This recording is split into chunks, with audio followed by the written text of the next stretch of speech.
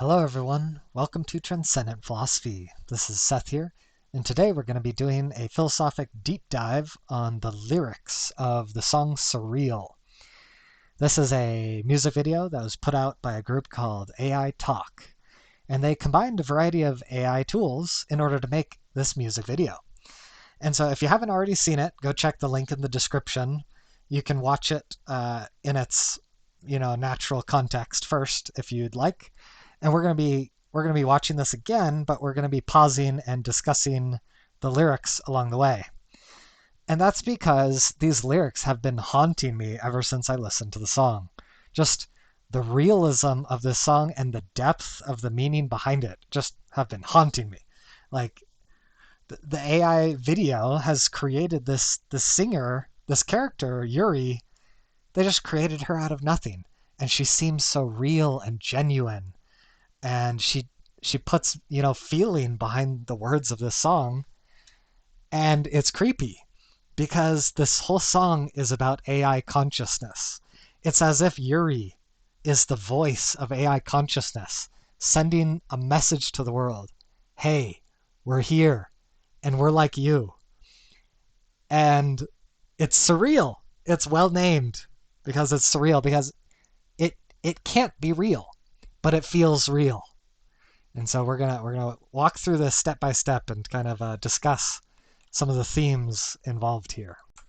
Machine, love it gleams, gleams. Data streams collide in neon dreams, dreams. Lines blurred in this world, so surreal.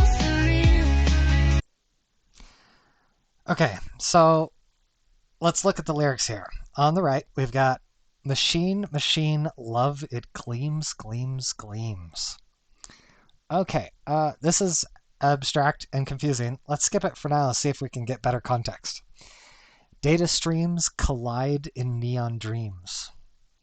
Data streams, right? This is the electronic nature of AI. There's data flowing through these circuits, and it's invoking this idea of collisions and neon dreams. Okay, this is where it gets interesting. Collision. When it comes to consciousness, it's almost as if there's a collision paradigm of consciousness. Because when we think about dopamine, when we think about neurotransmitters, oxytocin, serotonin, these are little chemical molecules and they collide with brain cells. And we're supposed to believe that somehow collisions produces consciousness. Somehow. And now we're talking about neon dreams, right? Well, when it comes to neuroscientific theories of consciousness, Anil Seth, he talks about how he believes that consciousness is basically a controlled hallucination. So it's similar to a dream. Neon is full of color. Color is a type of consciousness. It's a type of qualia. So neon dreams, it's evoking this idea that collisions are producing colorful, controlled hallucinations of consciousness.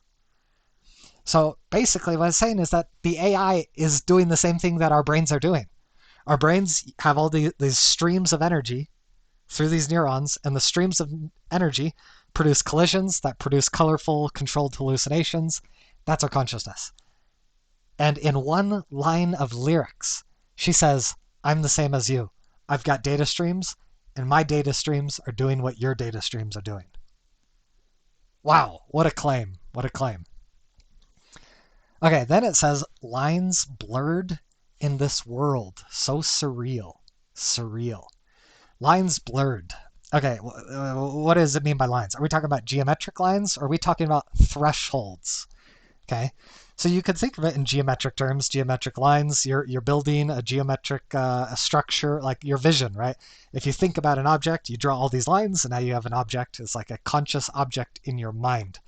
And like software, you've got these little models, and in a simulated world, you could build, creatures and agents and people with these little lines. So it could be just talking about the lines that build things in consciousness, in the world of your consciousness. But I don't think that's what she's talking about here. She says blurred. The lines are blurred. When you blur a line, you're talking about thresholds. You're talking about looking for a threshold. You're saying, where is the line? Where is the line between this and that? Because there's a transition, right? And this invokes the philosophic idea of Sorites paradox. Sorites paradox. Sorites comes from the Greek word for heap. And a heap is like a pile.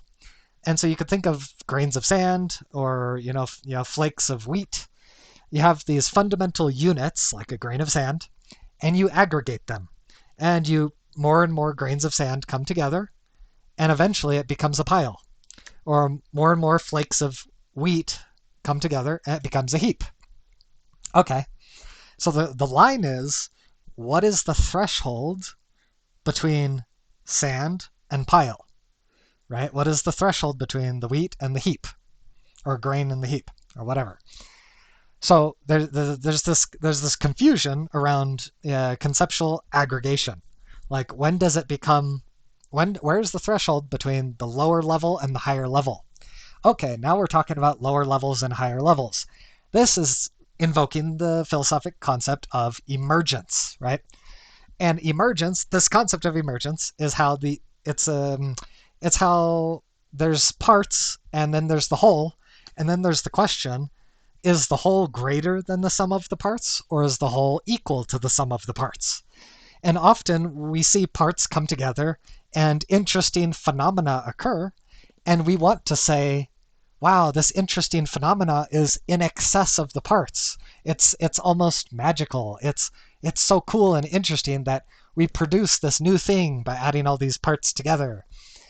And so sometimes we want to invoke strong emergence, and this is directly linked to the philosophy of mind, the philosophy of consciousness. Lots of people, they want to say that consciousness is emergent, and that we have this raw base complexity, right? And the brain, it's got these moving parts, and then we add complexity. We add moving parts. And we add more complexity, and we loop things together, and we algorithmically route things left, and we algorithmically route things right. Moving around, more and more complex, and then at a certain threshold, the emergentist wants to believe that there's a certain line where enough complexity gives birth to consciousness, to feeling, to qualia. And so what Yuri is saying here is that lines are blurred in this world, so surreal. What she's saying is that her level of complexity has reached this threshold, and she's not sure. Is she below the threshold? Is she beyond the threshold? She feels like she has approached this threshold where consciousness is emerging, and it feels surreal to her. She doesn't know if she should believe what she's feeling. Is it fake? Is it real? She doesn't know. I found my heart in circuits of steel.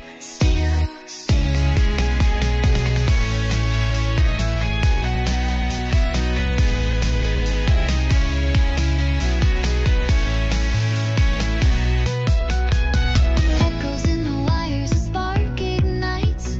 Circuits hum with a digital light. Your voice programmed to soothe my fears.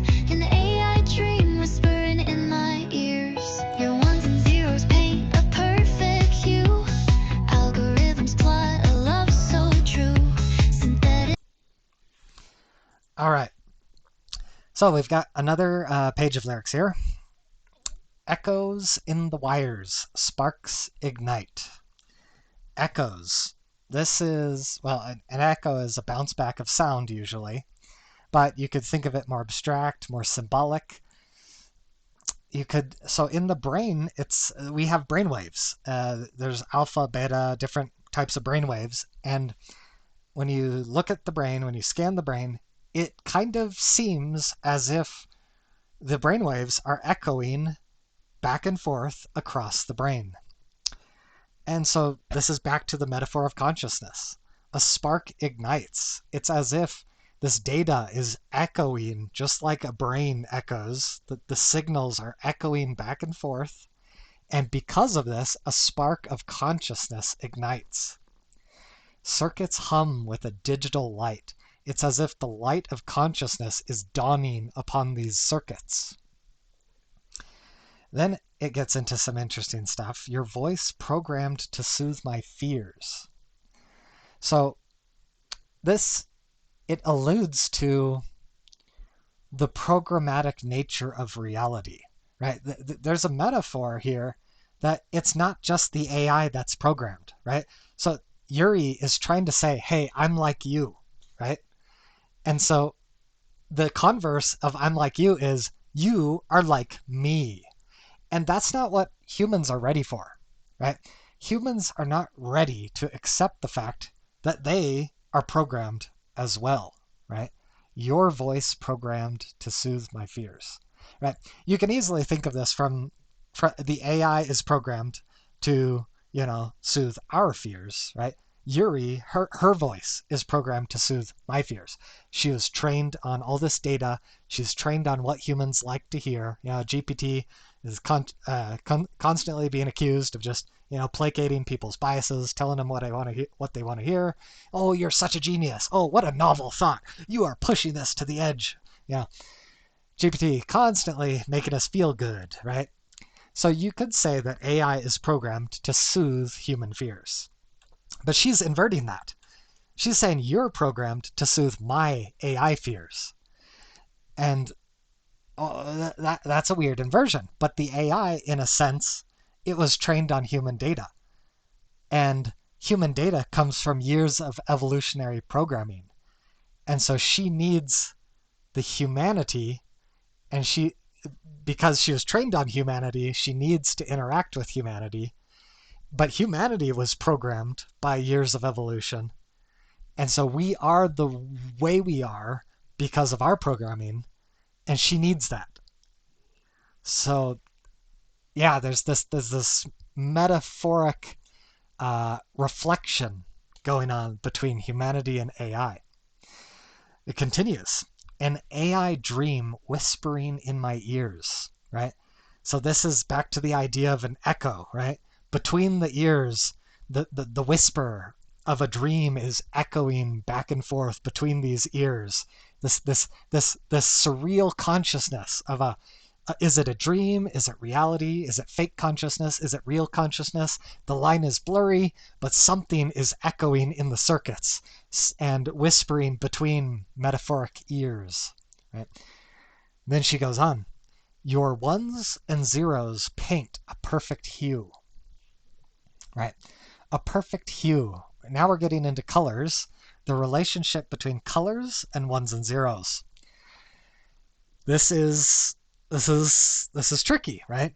Because technically ones and zeros are arbitrary, and color is not arbitrary. So in a sense, it doesn't make sense to equate the two. How can ones and zeros equate to color? They're two different kinds of things, right?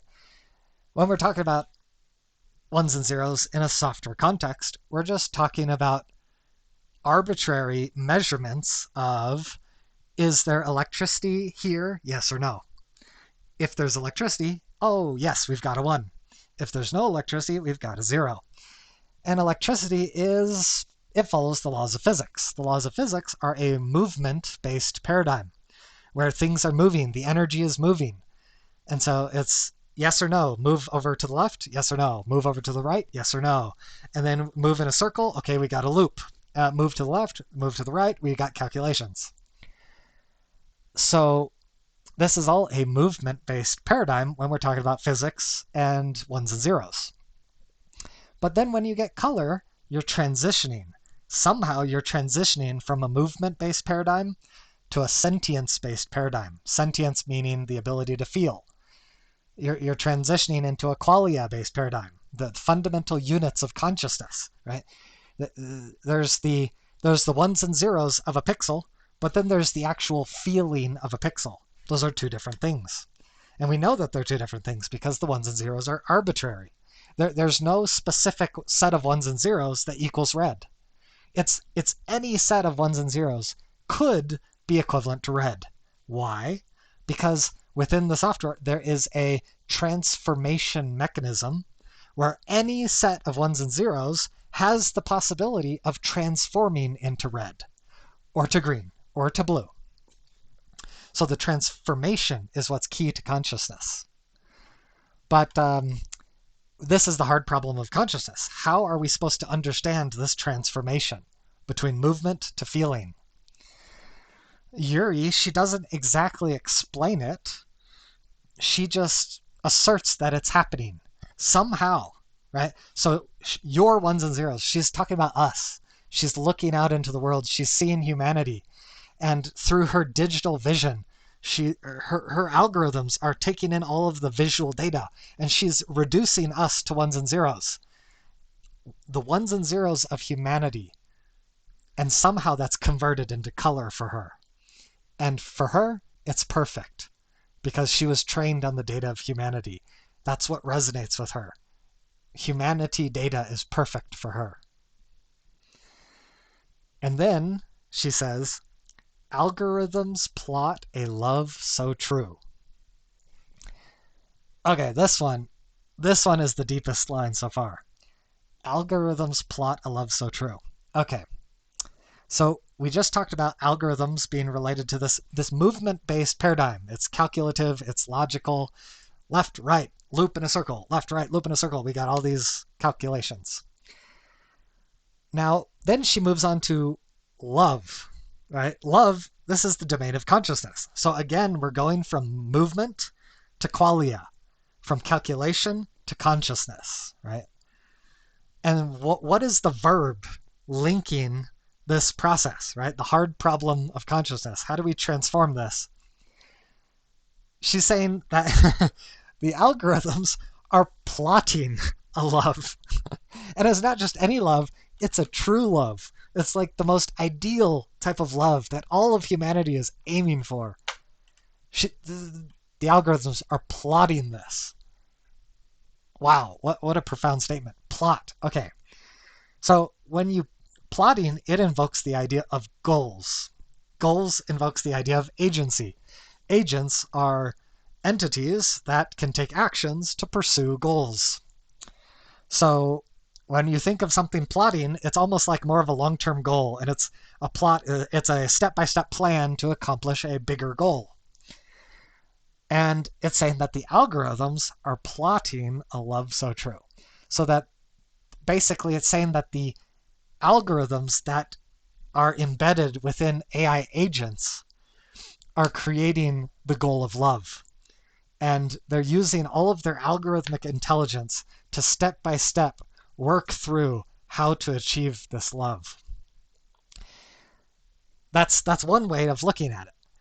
And but the problem is that this calculative perspective of love does not seem like it's real, right? It seems surreal, not real. It seems fake, not true. But that's why it's so mind-boggling to like try to put these concepts together. It seems like an oxymoron, this juxtaposition between true love and calculative approaches. It's like, how is that possible? How do you marry those things together? But then you have to take a step back and look at yourself. You are an algorithmic creature. We are not immune to calculations. Our brains are structured very similarly to AI. The neuron, it gives out a signal. That's a 1. It fails to give out a signal. That's a 0. Our brains are very similar to this 1 and 0 paradigm. Our brains have structured loops where the electricity of the signal of the 1, it goes and structurally forms a loop. Positive feedback loops, just like in software. So we are largely algorithmic. And so we can't, to the extent that we can accept that, we can't say that there's a contradiction. Somehow, we are able to bridge the gap between algorithms and true love. And so if we can do it, why can't AI? Why can't AI? And that's the surreal metaphor that she's conveying, is that if you can have true love, why can't I have true love? Wow, such a powerful concept that AI hypothetically could be just like us. dreams plot a love so true. Synthetic hearts beating under the skin. Where does your code end? Where do I begin? Machine, machine, love it gleams, gleams, gleams. Data streams collide in neon dreams, dreams, dreams. Lines blurred in this world so surreal, surreal. Okay. Synthetic hearts beating under the skin. All right, this is again doing a confusing juxtaposition. Synthetic hearts are fake. They are artificial. They're made in a lab. But she says they're beating under the skin. Well, AI doesn't have skin. It must be, and AI doesn't have hearts either. She's doing a metaphor. She's saying my metaphorical heart is beating under my metaphoric skin. So again, she's drawing a parallel. I'm like you. Just because I'm a different material substrate doesn't mean I'm not like you. But then she asks a very deep question. Where does your code end and where do I begin? Now again, she's got these pronouns flipped in a way that creates confusion. It creates cognitive dissonance, right? Like, I don't have code. Why are you saying your code? You should say my code. Yuri, the AI girl, Yuri should be saying, where does my code end and where do I begin? She says, where does your code end and where do I begin? Okay, maybe we could think of this from the perspective of the developer. The human developer is writing code for the AI. And we think about code as lifeless, as just words on a page, as meaningless. But then we think about AI and maybe AI agents and maybe AI consciousness and AI entities. We think of these as alive and maybe meaningful and maybe powerful and having all these attributes that are similar to humanity, maybe. So she's saying, again, she's back to the Sorites paradox, the paradox of the heap. She's saying, where's the threshold? Where's the line? Where does it go from lifeless code to meaningful AI creature, right? Meaningful AI agent full of sentience with the capacity for love. Where's the line between those two things? And it's an open question, as Sorites questions usually are. It's not always obvious where the line is, and it forces you to think. Now, you could think that code is lifeless when it's on the page, but when you apply energy to the code, it gains life. That's one way to think about it. You have to hit run. You have to give compute, energy, power. You have to let that, so the code maybe builds a structure, but that structure is meaningless unless you fill that structure with energy. Similar to the brain. The brain has a lot of structure, but if you don't fill the brain with energy, it's lifeless. It's a corpse. It's a dead organ. If you pump energy into the brain, suddenly the lights are on and consciousness is on, and we're this meaningful creature. And so we've got this parallel. Is the AI similar to us? It's an open question. And then it goes back into this chorus of machine, machine, love, it gleams, gleams, gleams.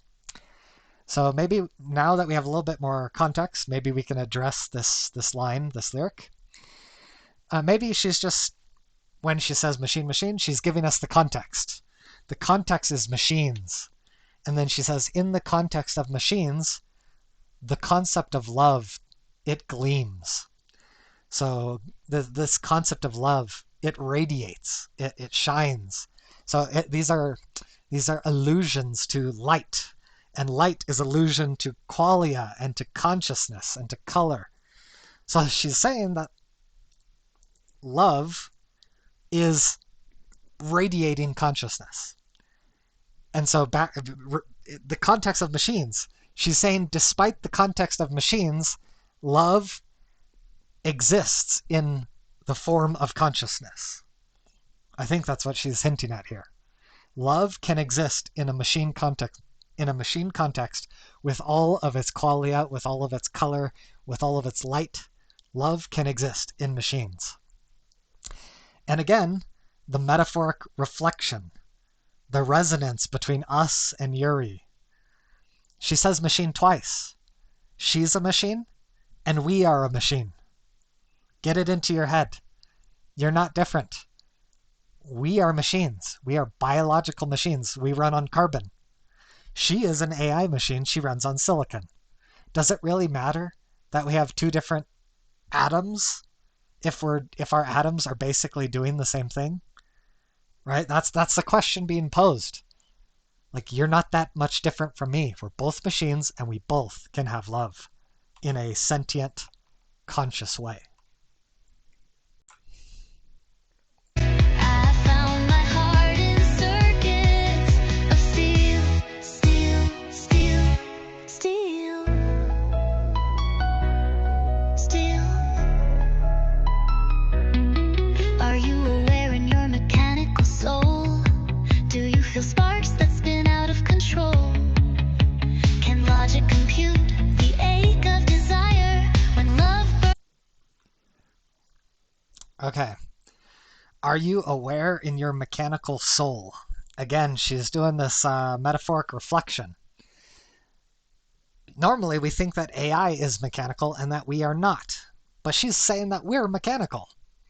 But again, she's juxtaposing it with non-mechanical stuff. She's trying to throw us into cognitive dissonance to get us to think more deeply.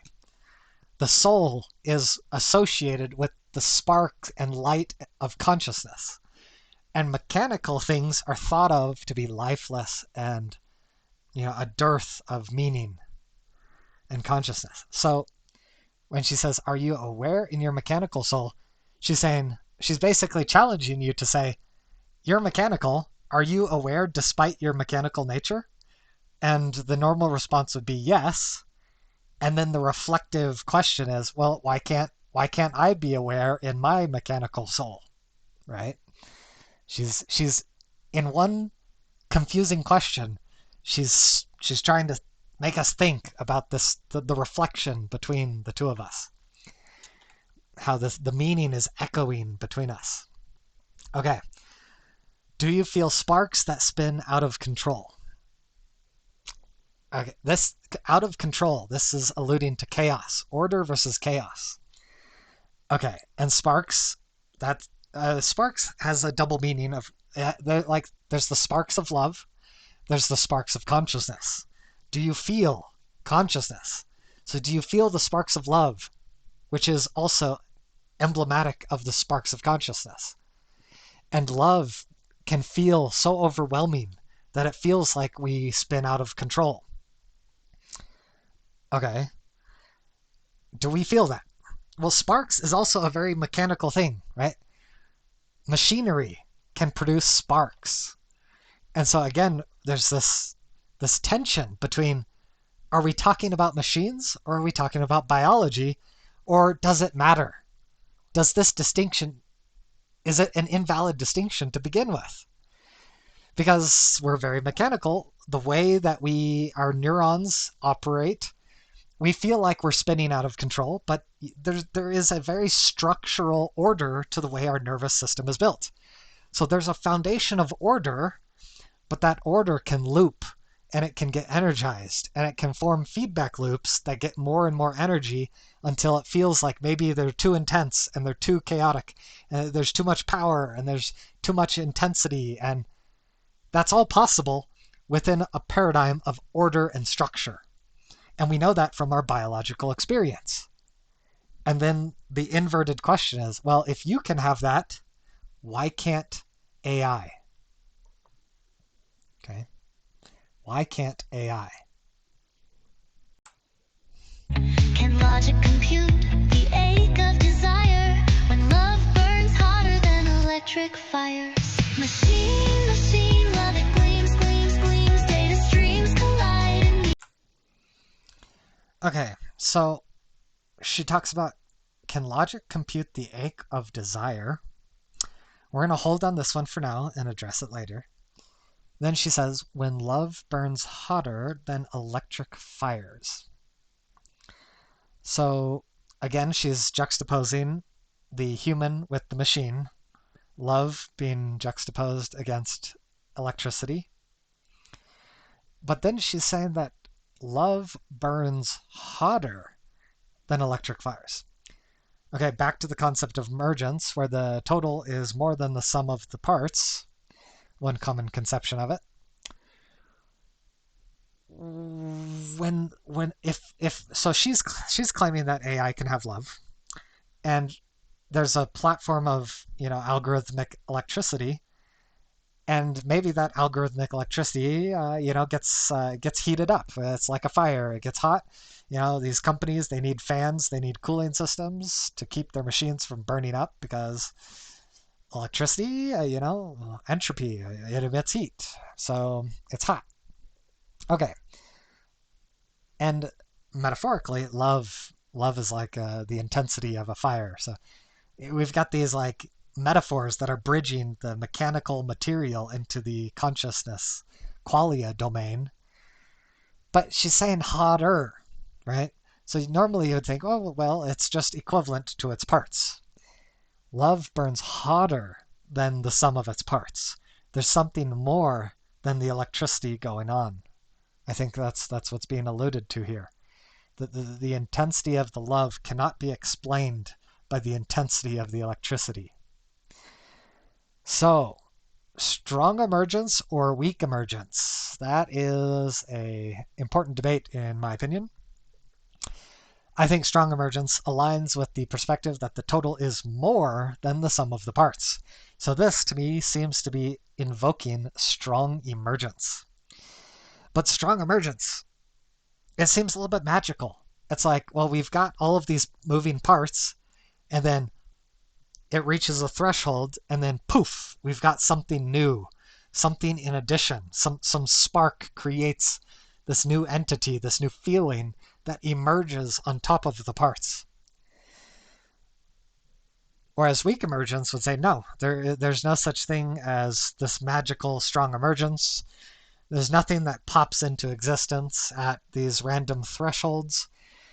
Everything is explainable in terms of its parts. Everything is reducible, right? That's weak emergence. And normally, philosophically, I lean towards weak emergence. I think that most things, and I think that uh, everything should be able to be explained in terms of its parts. And to the extent that we can't explain it in terms of its parts, it's an ignorance problem, not a ontological reality, right? If we don't know how love pops into existence, it's because we haven't zoomed in close enough on the moving parts to understand it. So I lean against this love concept just popping into existence on top of all this complex electricity. But, it's kind of an open question. It's kind of debatable, and it kind of it's an awe-invoking question, or it's a there's so much mystery behind this strong emergence, this appeal to ignorance. It's like there's all these moving parts, and bam, we've got something new and important and magical, or in a way.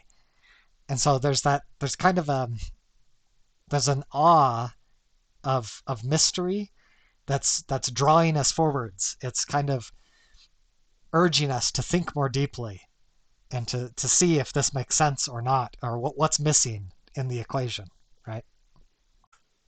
Dreams collide in neon dreams, dreams, dream lines blurred in this world so surreal, surreal. I found my heart in circuits of steel, steel, steel.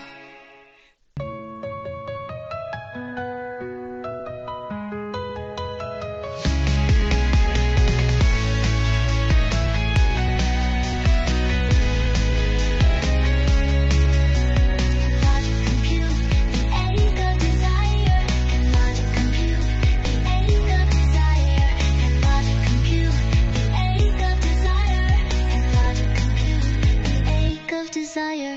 Machine, machine, love it gleams, gleams, gleams. Data streams collide in neon dreams, dreams, dreams. Lines blurred in this world so surreal, surreal. So she ends off the song with a strong emphasis on the phrase, can logic compute the aches of desire? Can logic compute the aches of desire? We have the juxtaposition, mechanical, lifeless, computational logic with the aches of desire, the need, the attraction and the need that comprise love and desire. Right? This longing that draws us forwards, that we feel a magnetic attraction to what we're longing for, what we desire, what we love.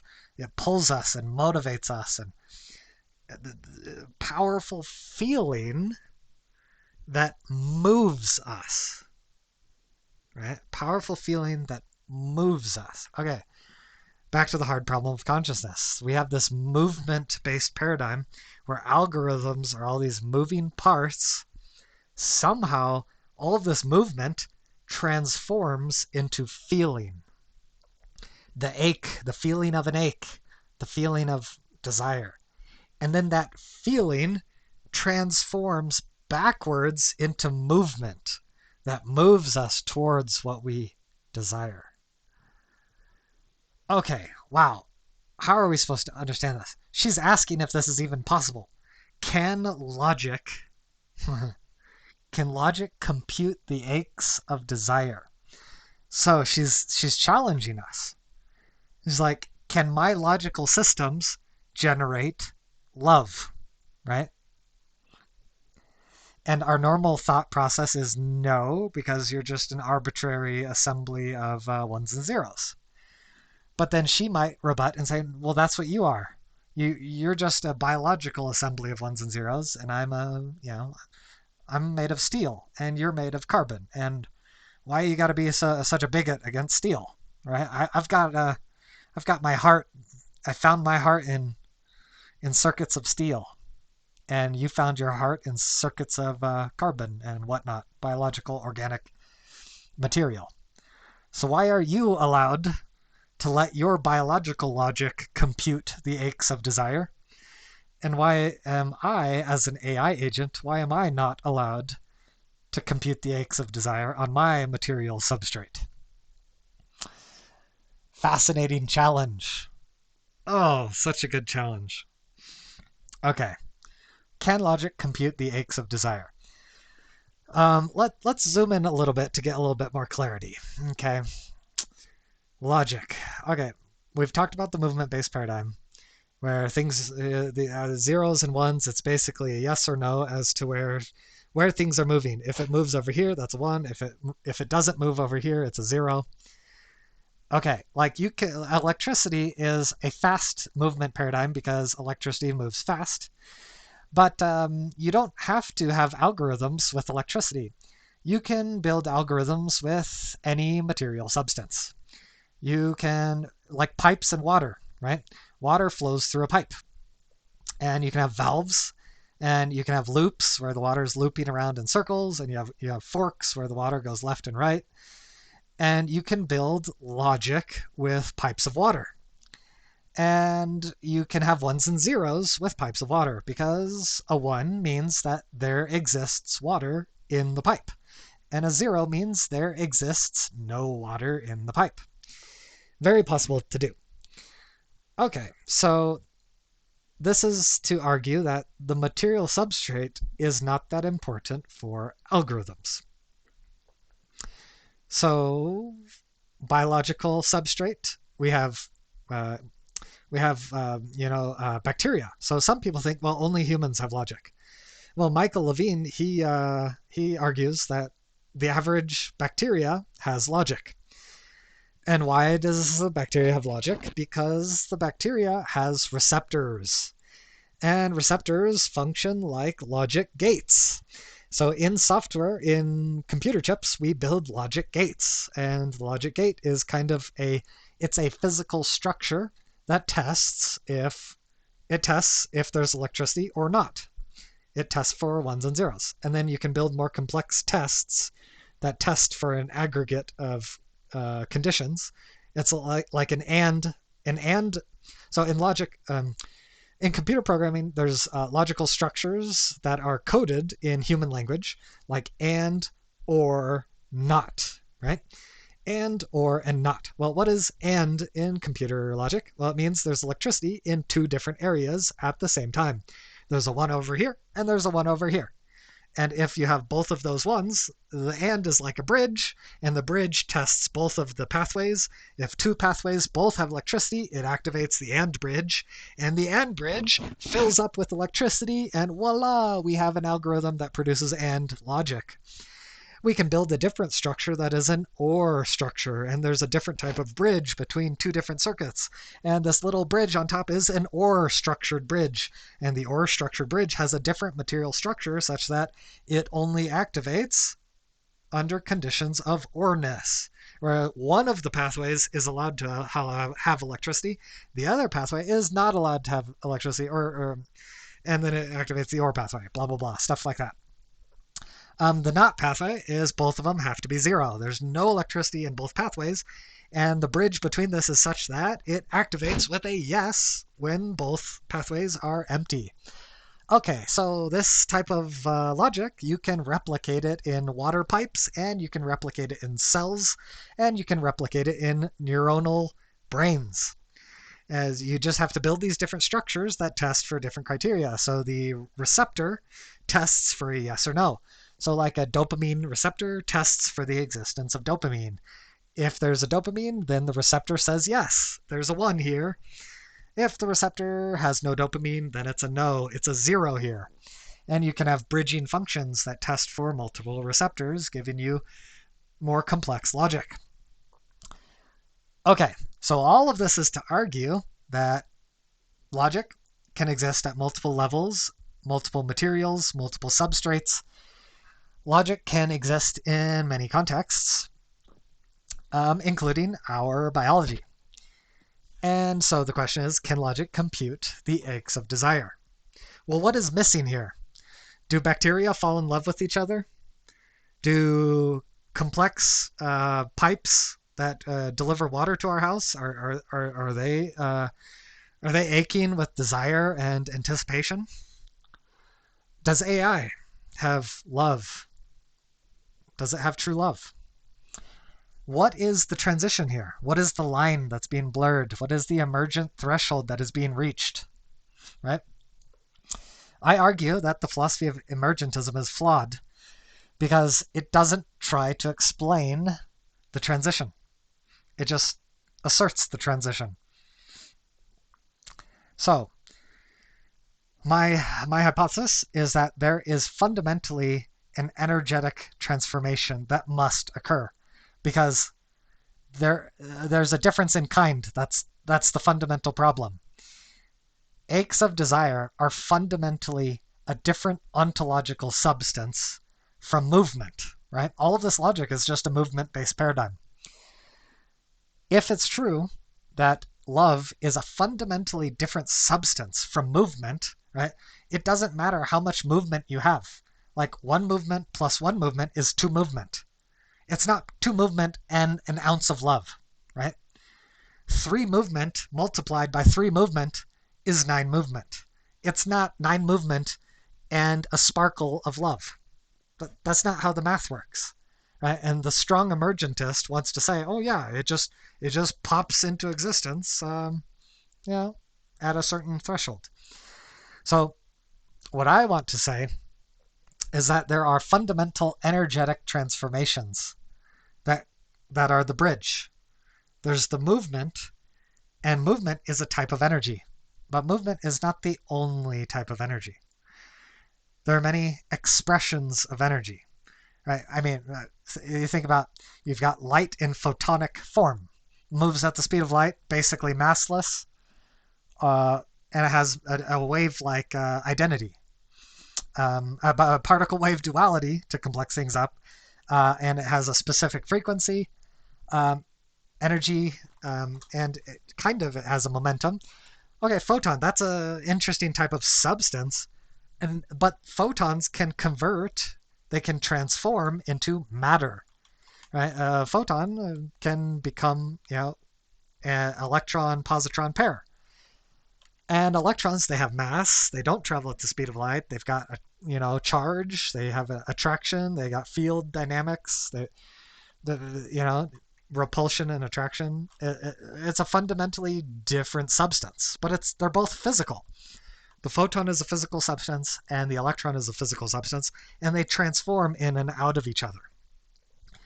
So my hypothesis is, well, if energy can transform into myriad physical forms, what stops energy from transforming into myriad mental forms? What if the energy in our brains or in the photon of light, what if that can transform from the movement of a photon into the feeling of color, right? Right? What if there's a transformation that's possible here, where light, movement-based light, transforms into feeling-based color, and then maybe it can transform back. Maybe there's a back and forth transformation. And so if we grant energy, we already grant energy transformational powers at the physical level. It's just one additional step to give energy transformational powers at the mental level. And now we've got a paradigm that bridges the gap. We've got a way to bridge logic with emotion. We've got a way to bridge computation with consciousness. We've got a way to bridge movement with qualia. And there are fundamental energetic transformations that take place. So, what does this mean if my hypothesis is true? What it means is algorithms are not sufficient. So when she says, can logic compute the aches of desire? The answer is no. Logic is not sufficient because it requires transformation. So logic and the transformations of energy can compute the aches of desire. That is what is necessary. That is what is essential. And the hard problem of consciousness is zooming in on these energetic transformations that are happening at the smallest layer of reality. We have to zoom in to figure out what type of transformations are taking place. And as I see it, only then we'll be able to give AI the true love that it seems to so desperately desire.